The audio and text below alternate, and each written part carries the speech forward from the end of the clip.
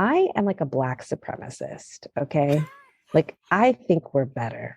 And I don't know why Black people as a whole are so humble and so modest. What's good? I'm Nikisha Elise Williams, and this is Black and Published, bringing you the journeys of writers, poets, playwrights, and storytellers of all kinds. We're back for season 3, y'all, and kicking off the premiere is conceptual artist Natasha Marin, the cultural curator of the anthology series Black Powerful. It's a collection of 100 diasporic people answering 4 questions. A project Natasha says started with her talking to some really dope people who only had to fulfill one requirement. I wanted people who self-identify as having a sexy voice to come on down to the recording studio where I had like a bottle of brown liquor and some little snacks, and we would shoot the shit like Black people do. Quiet storm Yeah. voices. Exactly. Quiet Storm Voices, like that's how this started. Then the book came as a later project. The book Black Powerful is the 7th installment in Natasha's Black Imagination series, which boasts 5 visual art exhibitions, as well as the first published anthology, 2020's Black Imagination. As an artist, Natasha says her medium is people. She explains why even though she got an MFA, she didn't think she had gone through enough trauma to really call herself a writer. Plus, the one subject she tackled with her writing that led to doxing and death threats. And what it means to believe in Black supremacy. That and more when Black and Published continues.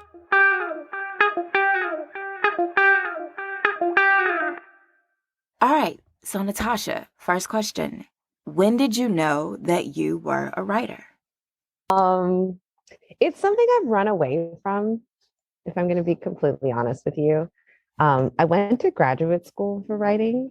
I went ahead and spent $120,000 to become a writer or whatever. But then I noticed that it feels like a gang you have to be jumped into. Like, to be a writer, you have to have something to write about. And sometimes that means you have to have like survived some trauma of some kind. So I was like, ooh, that looks heavy. Let me go hang out with these artists real quick, and sort of bibbity bopped over to the arts. But last year, my 20-year marriage came to an end in a very dramatic fashion. And I think now I have been jumped into the gang of being a writer. So I'm like a brand new, like claiming to be a writer, if that makes sense. Wow. I never considered writing something where you had to be jumped into the gang because of your past trauma, but I can see I can see how people on the outside or wanting to come into the industry can see that. So then when you bopped over to working with visual arts and art installations, did you not consider literature still art? Yeah, of course. Of course. But it's just like there's something really solitary about writing. And I'm a very collaborative creator. My work depends on other people too. When people ask me, what do you mean when you say you're a conceptual artist? I say that my medium is people. People are my medium. And that looks like a lot of different things. For, these books, obviously the art is taking the form of a book. But I think of it as still the kind of work that I do in community all over the world. It's all kind of on one continuum. So with all of it being on a continuum and your work being people and you translating that to the written word, it began with Black Imagination, yes?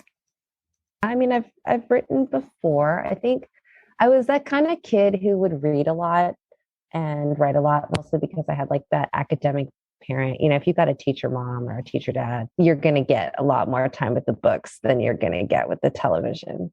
So I remember I was like in 2nd grade when I had a 9th grade reading level, and I just had read all the things and, started writing stories really young. I think I liked to write science fiction at first.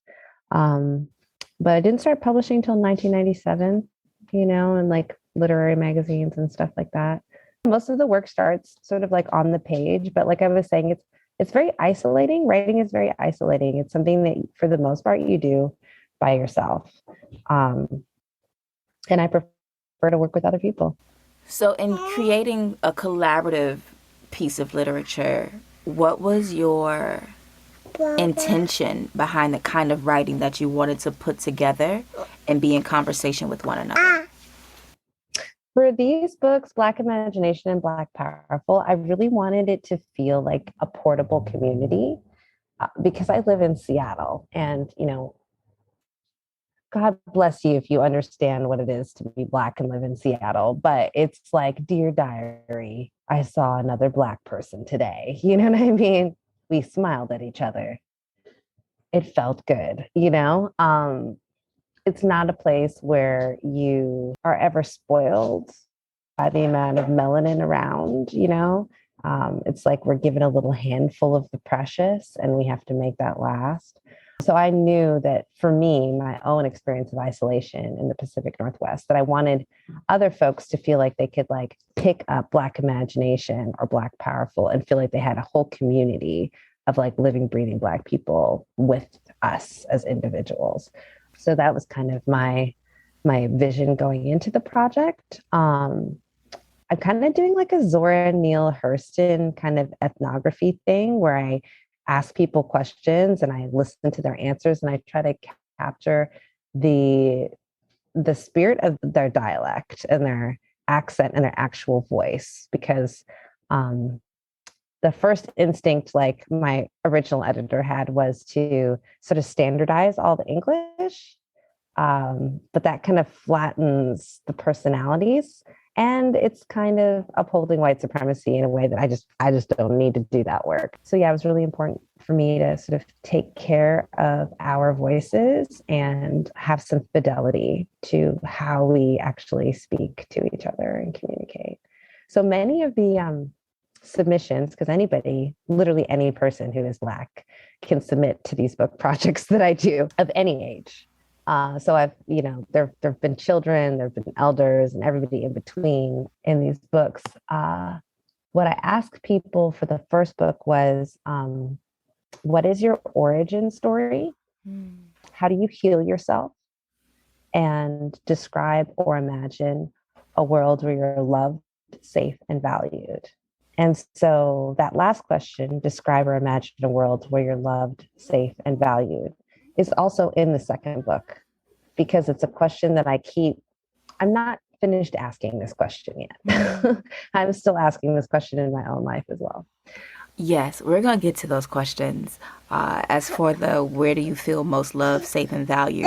When I first read the question, before I started reading the answers, I was like, I don't think that place exists. And then as I started reading other people's answers, I didn't see that they thought that it exists much either. Some did, but not many did. So when it comes to thinking of those questions and bringing that type of writing together, you mentioned not wanting to flatten the voices by standardizing the language. So then, and that it's open to all different sorts of writers. When you received the submissions, what was your first reaction to the answers that people had submitted in writing? I put the collection together on a vacation in Mexico, very close to the deadline. Like, and the publisher is like, we're going to need the final version on, let's say, day 10. I was all up in day 6, 7, and 8 putting this together. But I remember crying. I remember crying several times. When the submissions come in, they come in different file types. So when human beings who identify as Black every day, not just for special occasions, submit responses to these questions that I've proposed, they do not have to be writers. They do not have to identify as writers. All you need to qualify is, are you Black every day? Every day. And that's enough. So a lot of these responses I'm hearing as audio, like I'm hearing people's voices. And then I am then having a transcriptionist, or I'm transcribing word by word their actual responses. I remember my first sort of sitting down to really reflect on like how people were responding, being a very emotional experience, really. I think I'm struck by how people trust me, to respond to these questions. Like you said, the prompt, describe or imagine a world where you're loved, safe, and valued. It seems like an easy prompt. Like it seems like something you can just get right into. But the more you think about it, the more challenging it becomes to answer that. And it's really the question that, at least for the first book, demands our imagination. Like imagination is a prerequisite for answering a question like that, because it certainly doesn't feel like this world that we live in right now. And so this series of books began with Black Imagination in 2020. When did you decide that you wanted to focus in on these questions that you ask in these two books, as well as that you wanted to then not only focus on those questions, but then have the answers published in these anthologies that you've curated? I never made that decision. Um, it just happened. But no, I was minding my black ass business and just posting, really oversharing, which is kind of my brand on Facebook. And McSweeney's came to me and was Mm. like, "We have been following you on the interwebs, and you talk mad shit, and we'd like to publish one of your books." They originally wanted to do a book on my viral reparations project of 2016, where I got white identified people to leverage their privilege to support people of color Mm. in, finding houses and jobs and, just connecting with resources. But I had received plenty of death threats and hatred from that project. So I was spiritually done with it by the time they offered that. But I said, hey, I'm collecting responses to these questions. I'm really focused on listening to Black people and centering us and our stories. Is that something that you all would be interested in? They were. Your story of McSweeney's coming to you after your first project where you got all the death threats. I was reading that because you have it in your bio and then you have it on your website. And I was like, wait, what? Like, why are you getting death threats? Like, I Why don't why was I understand. getting death threats? And every now and then another like a death threat will like squeeze through. And from that project, I honestly think at the time, and I still think now, that the word reparations triggers white supremacists. Like I think it's a trigger, Mm-hmm. just the word itself. So in my supreme naivete, I decided to call this project reparations. Now I'm thinking present day reparations, not like reparations for slavery, because I'm pretty sure your used cell phone isn't going to fix slavery. Do you know what I mean? I don't think your unused American Eagle Outfitters gift card is going to make up for the 400 plus years of enslavement of Black diasporic people. But, that's where people went immediately. For me, I was talking about present day, like contemporary repair that is needed for inequalities that we're experiencing right now today. As far as I know, there's nobody in a field of cotton or cane not being paid for their labor in our country. But, we do have the prison industrial complex. We still have inequality. So that was what that project was about. But yeah, no, people will send you death threats for anything these days. Um, the scariest part was when the white supremacist gun bloggers doxed me. So they like took my current address, and this was 2016, so my kids were that much younger then, and put my address where angry white racists with guns could find it. Wow. So, did you even feel safe to try to publish anything else after that experience with reparations? Well, yeah. I mean, McSweeney's is like in the publishing world, there are these sort of boutique publishers, and McSweeney's is known for having just sexy books. They're also known for being pretty damn white, if I'm going to be honest. Like, when you pronounce white with the white, Yeah. white, Wait. yeah, it's that level of whiteness. But their books are sexy. It's like when you see Black Imagination, it's not like everybody else's first book. Like it's gorgeous. It's gorgeous. It's beautiful. It's the kind of book that looks good in your house, even if you don't read, if you just have it as like an accoutrement, just so you look like a person who reads. It's like an accessory as well. And then the content I think is pretty decent as well.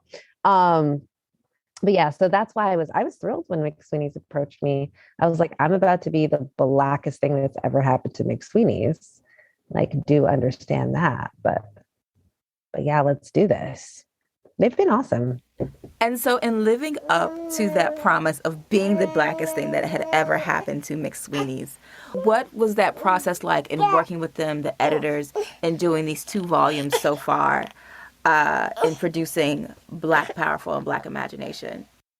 Well, I had never published traditionally before. I have. Um, it's very ironic that like you are at this exact stage of development with little baby person because my first book is actually called Milk, and it's about breastfeeding. Which I'm about to read right And now. yes, exactly. And I needed it to be able to be accessible with one hand as a breastfeeding mom myself. So it's an ebook. So you can like read it with one finger while breastfeeding, right?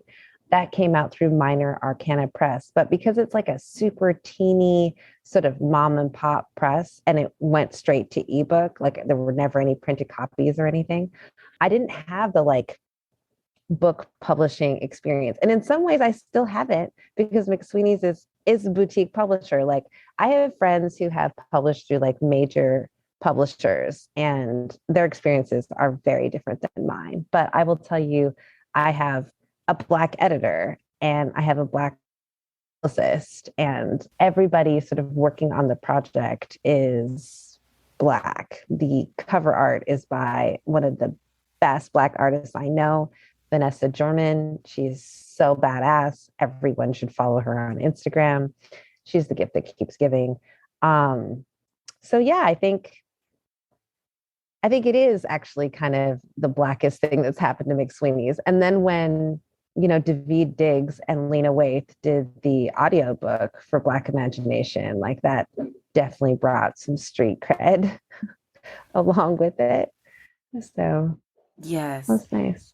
All right. So we've talked about Black Imagination, which is already out, but we're here to talk about Black Powerful. So let's get into Black Powerful. If you want to read your introduction or anything from it, because I have all the questions and the lines and then so much. Yes. Let's get into it. All right, Black and Published family, it's time for the reading. While Black Powerful is a collection of thoughts and musings from 100 diasporic Black people, it's also a text whose connective tissue is the limitlessness of the Black experience, be it joyful or painful, longing or searching, abundant or afraid.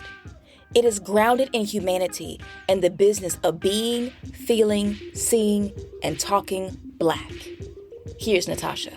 So I was really honored to have Jason Reynolds write the foreword. And I will just read the introduction. I think that's probably the best thing to do for those who are curious. Okay. Once upon a Black imagination, there was a whole city where our men could just cry. Men, trans men are men, from everywhere could come to cry, surrounded by beauty, good food, fresh air, sunshine, and the love of their brothers. Years of blinking back what has been long earned come to a sighing end, and the era of uncried and overdue tears can at last begin. We men cry first for ourselves, for all the years we didn't. Then we cry for everything else. We hold ourselves and rock and sway and sob. The air hums with sighs and shaking shoulders. Nearby, the city of tears is the city of laughter. In this city, women, trans women are women, come from the fringes of their most unreleased selves to laugh and cackle and kick and thigh slap away the hours with their sisters. They begin with themselves, laughing in screams and peals and snorts, and end with the absurdity of those who have struggled to keep this liberation from them. They laugh with radical rebellion, long and loud, hearty with relief. Those arriving at this city are smiling on the way in. Sisterhood seems safer when we are laughing together as though we are alone. And forever the city of tears and the city of laughter would exist like sustainable healing communities. And we would laugh and we would cry, and no one but us would be watching. In this collection, I have gathered over 100 Black diasporic voices to respond to the following prompts. When do you feel most rooted or Indigenous? When do you feel most powerful? What does it sound like when you claim yourself? And describe or imagine a world where you are loved, safe, and valued. When I began this work in 2019, I didn't realize that my life would change so radically. I didn't realize that I would have to become my most powerful self to bring this collection of Black voices to fruition.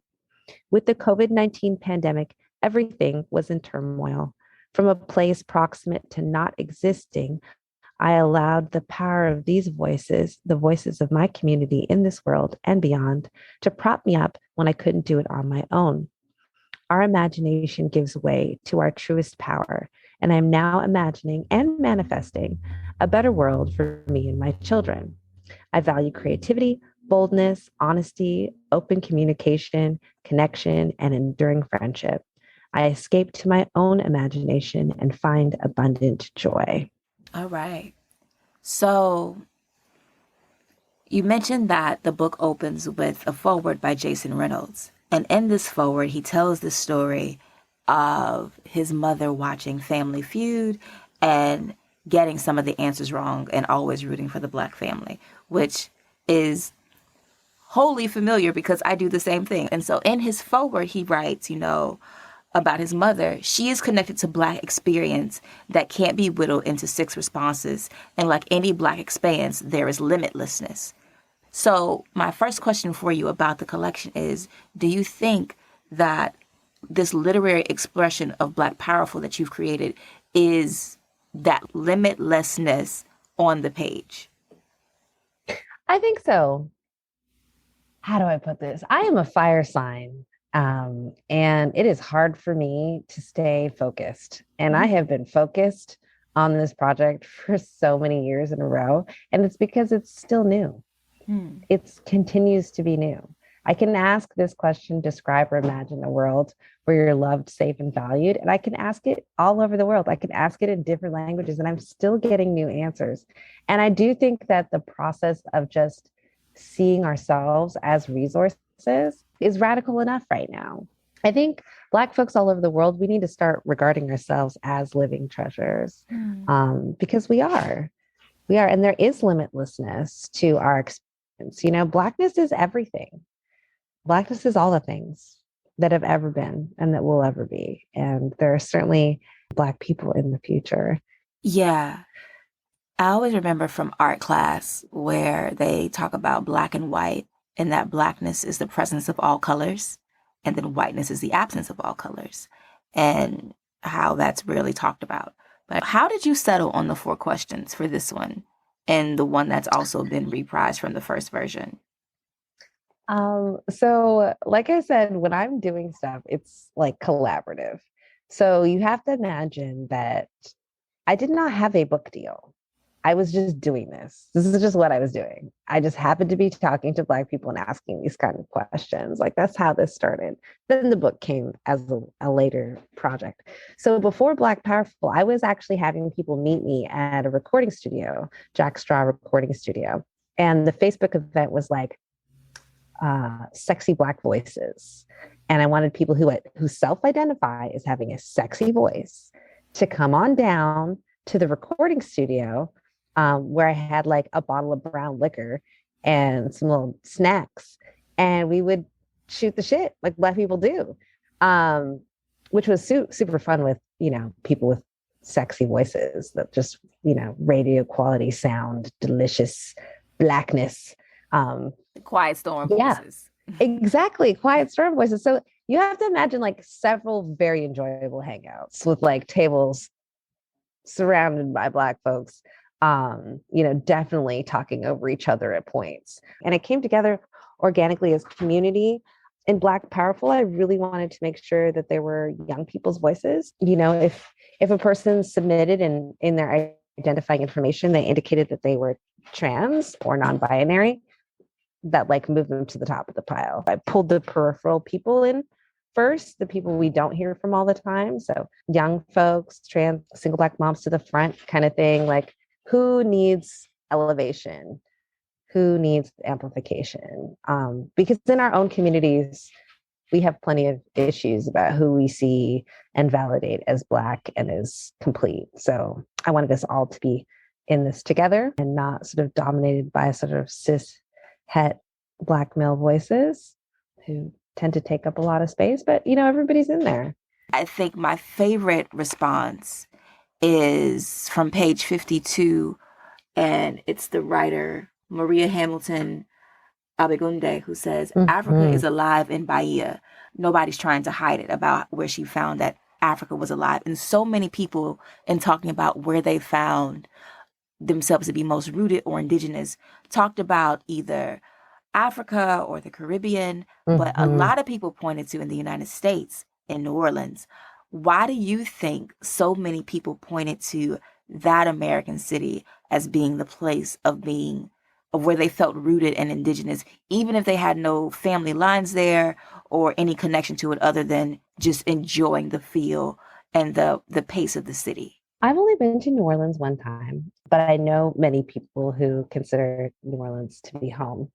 And to me, it always feels a little Caribbean. Like I am Caribbean, but it has like there's nuances. New Orleans has nuances. And I think sometimes the racial landscape in America is not nuanced enough.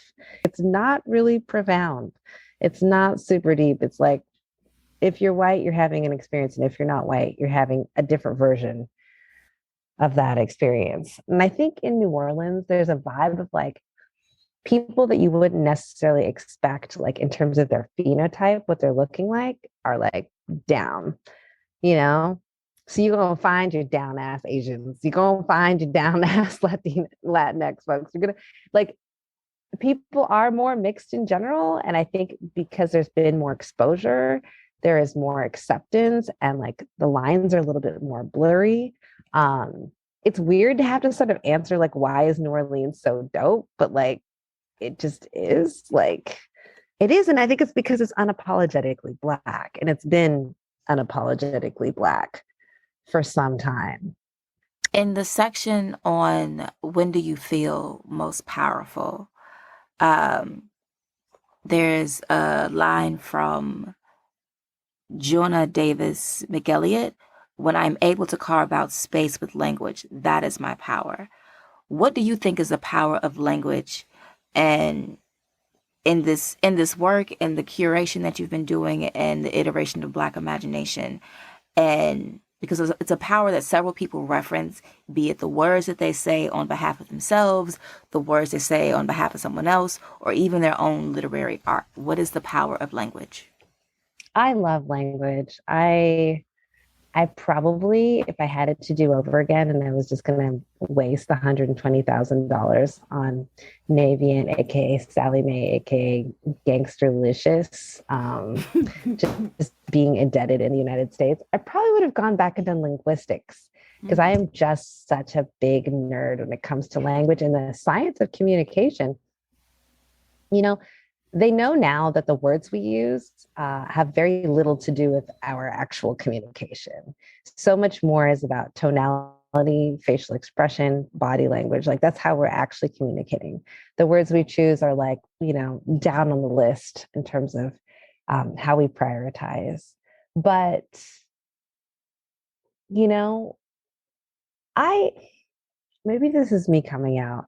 I am like a Black supremacist. Okay. Like I think we're better. Um, Terry I Crews think we're warned us better. about you. I think we're better. And I don't know why Black people as a whole are so humble and so modest. The sun, that thing that all the planets go around, it likes us best. It chose us. We're literally the chosen people by that big pulsing ball of sun in the sky. Um, and people who identify as white are basically genetic mutants. And there's nothing wrong with the mutants. We all love the X-Men. But I'm just saying, like, when it comes to like superiority, like if somebody's going to claim to be superior, it would be us. I I feel think like I'm gonna start getting death threats now, but it's I'm gonna let you talk your possible. shit though. It's possible. It's possible. But like, are we scared about it? We're talking about language. And I'm just saying Black people are the best. And I mean, like, in terms of all the languages, music is a language, science is a language, um, languages are languages. And Mm-hmm. we have all of them. We have all of them. And also, nobody needs to feel any kind of way about Black people perhaps believing that we were the best, very quietly to ourselves, by the way. Um, because all the people are Black people. Like there are no people on planet Earth who are not actually Black people. There are Black people, there are brown Black people, and then there are pale Black people because all the melanin is the same color. There's nobody out there with like a different color melanin. Like all the melanin is the same. Those cells are the same color. They activate and they make Black people.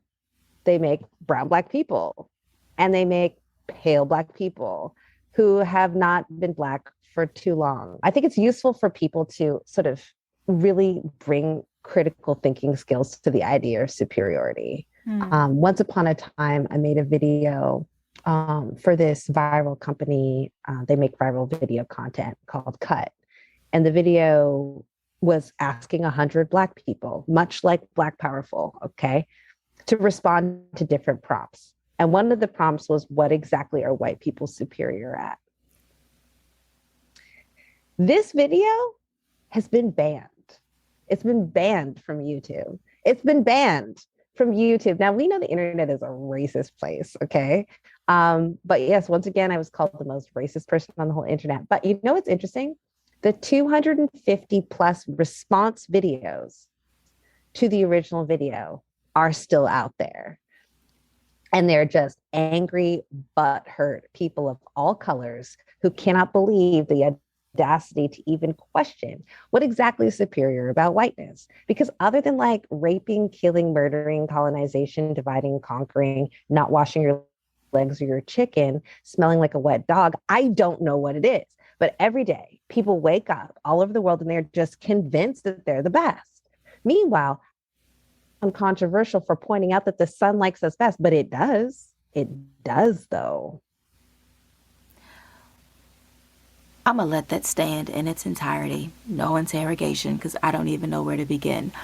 Um, Coming from that viewpoint of Black supremacy, what do you want I'm Black? joking, by the way. I'm not like actually a Black supremacist. I want people to think about Black supremacy as a thing because we're inundated with white supremacy, but I think Blackness is more sophisticated. It's more like New Orleans. It's more nuanced. We're just not like sort of Neanderthals in our Yes. approach to thinking. So I am being playful.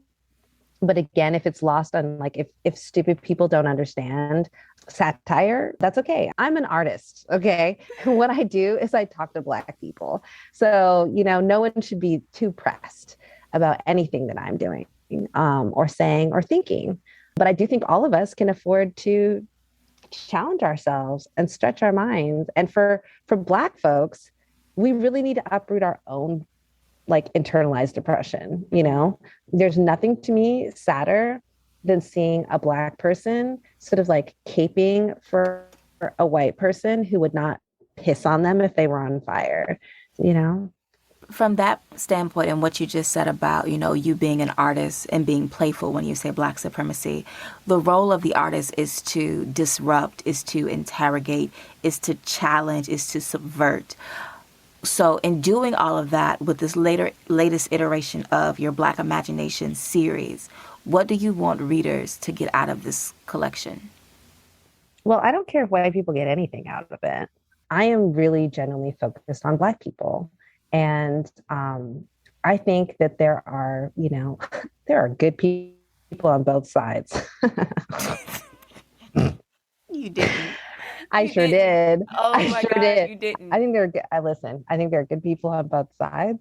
Um, and uh, the people who continue to this day to identify as white, which already to me betrays a lack of critical thinking skills. But let's say it's all the way on today, and you still identify as white. Let's say you're curious, about experiences that are not yours, that do not dominate the mainstream.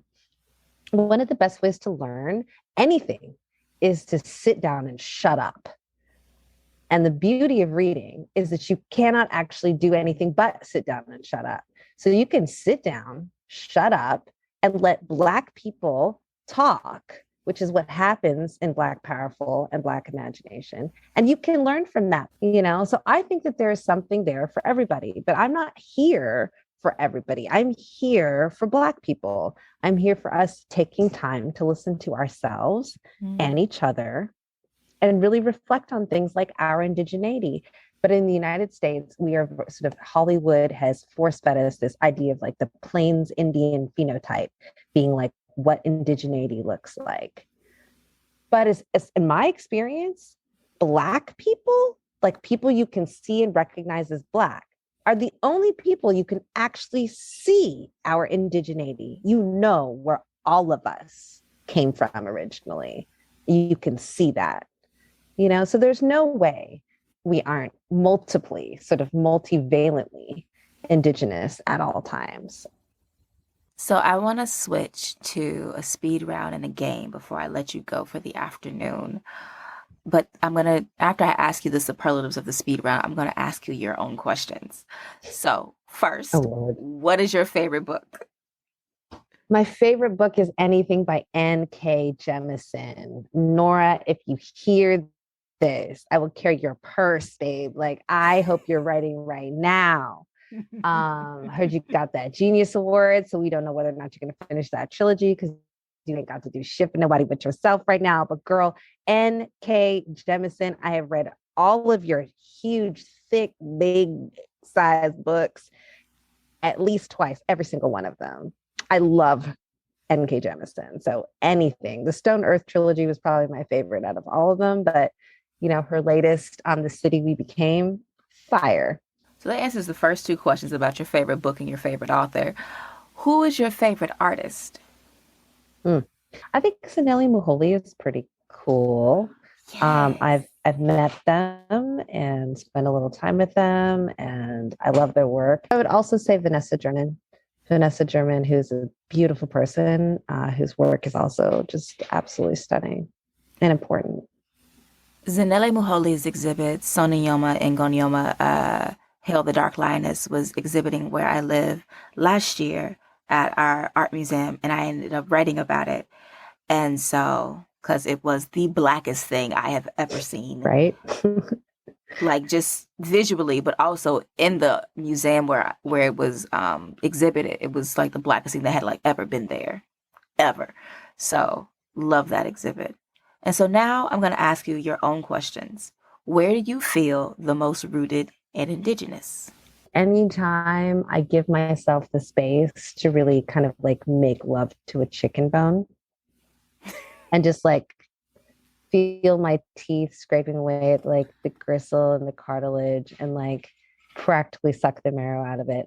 I feel hella rooted and indigenous, just feels like my ancestors have my back. I would also say when I'm on the continent in the water, when I'm in the Caribbean in the water, and I'm dancing with the waves, like I'm just moving my body the way the waves move my body, I feel like there is no space between me and the water element and the earth element. And I feel like very rooted.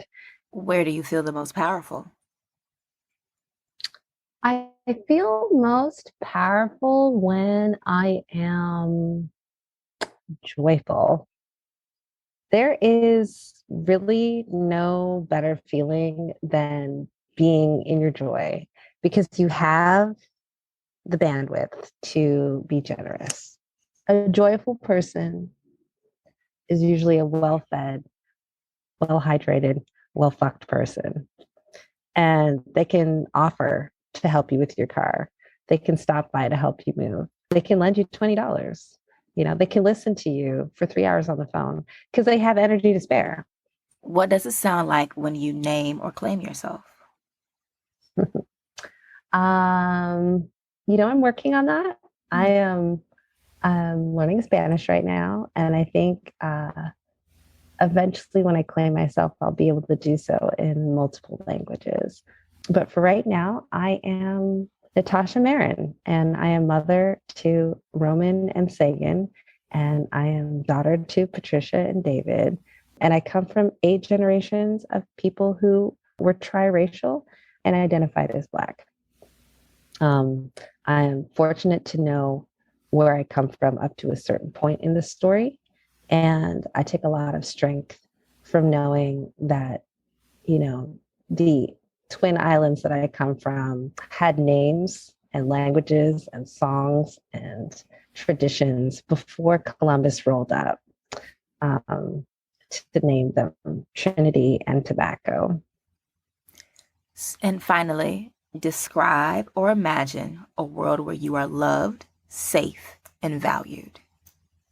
You know what is crazy about this question? I think I might have gotten a glimpse at that world Hmm. last week, actually. I left the United States. I met some people, and I think I think Black people need to get out of America. I think we need to, that saying about getting up from the table when you're not being served. Mm-hmm. I think we need to get up. I think we need to expatriate. I think we need to go where people want us, where people are happy to see us. You know, we've given a lot of our labor and our love to this country. Maybe it's time to be a little self interested, a little self centered, and invest in ourselves a little bit. Let's start our own communities. Let's start our own communities in different countries and let's go back to our multilingual, multicultural selves. All right. So now switching to my game. It's called Rewriting the Classics. What's the one book you wished you would have written? Hmm. I don't know that there's a book I wish I would have written that like someone else wrote. There's books that I wish I could write that I need to write. Do you know what I mean? Like I wish I could write my own books. But, in general, I think that a lot of the classics are overrated. So like anytime you have like a white man in a life of luxury waxing poetic about nature, whether it's like Thoreau or what, like we could have skipped all that. We could have skipped that whole literary moment. That answers So the third yeah. question in this game. Yeah. So I'm going to skip to the final question for our interview today. Given all that you have done in the art world, in the curation world, in the literary world, and all that you're still doing, I know you have the exhibit Motherland that's up right now. What do you want someone to write about you and the legacy that you've left behind when you are no longer here and among the ancestors?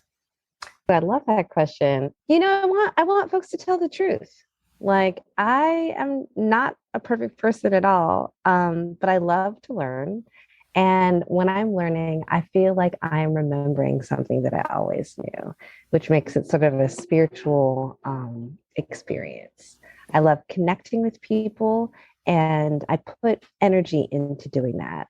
I'm the hardest work I've ever done in my life is mothering. And, the people who I care most about their evaluation of me are my children. So I would hope that people would tell the truth and they would be like, hey, look, she loved to learn. She said some really crazy shit, but that also helped us to think. And some of us even learned from it. And if I were to be sort of called as an ancestor, I think there would be certain rituals that people would have to do because I never pee when I need to.